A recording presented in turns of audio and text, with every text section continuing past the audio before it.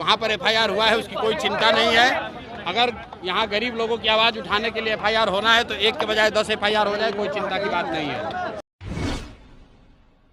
बिहार विधानसभा monsoon सत्र के तीसरे दिन यानी बुधवार को जनस्वराज के सूत्रधार प्रशांत किशोर अपने हजारों समर्थकों के साथ, अपने पार्टी के नेताओं के साथ विधानसभा का घेराव करने निकले थे। मुद्दा था बिहार में बढ़ता आपराधिक ग्राफ, बिहार में सरकार की कथित तौर पे विफलताओं को लेकर के प्रशांत किशोर विधानसभा का घेराव करने निकले थे।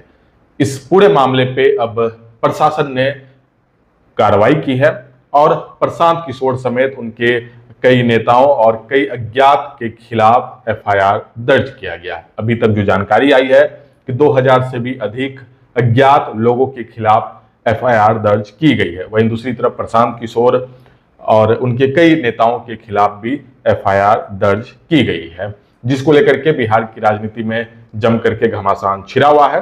प्रशांत किशोर अब भी उतनी ही मजबूती से दहाड़ रहे हैं। प्रशांत किशोर ने आज इस पूरे मामले पे अपनी प्रतिक्रिया भी सामने रखी है। दरअसल लगातार बिहार विधानसभा मानसून सत्र के दौरान विपक्ष एक तरफ वोटर लिस्ट पुनरीक्षण मामले को लेकर के जोरदार हंगामा कर रहा था, वहीं दूसरी तरफ बुधवार को सड़क पे प्रशांत किशोर अपने हजारों समर्थकों के साथ, अपने पार्टी के वर्कर के साथ, नेताओं के साथ सड़क पे उतर गए थे और बिहार विधानसभा का घेराव करने के लिए निकल पड़े थे। उसके बाद पुलिस ने उन्हें रोक लिया।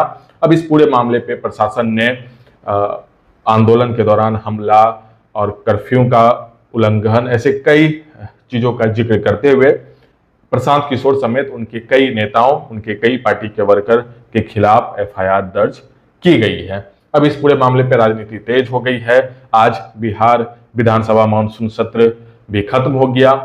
अब से बिहार की राजनीति में एक नई दिशा और एक नई जो सियासी समीकरण है वो देखने को मिलेगी। देखिए, प्रशांत किशोर पे जब से एफआईआर की बात सामने आई, उसके बाद प्रशांत किशोर ने भी इस पूरे मामले पे अपना पक्ष रखा है। प्रशांत किशोर ने क्या कुछ कहा है, अब आप वो सुनिए।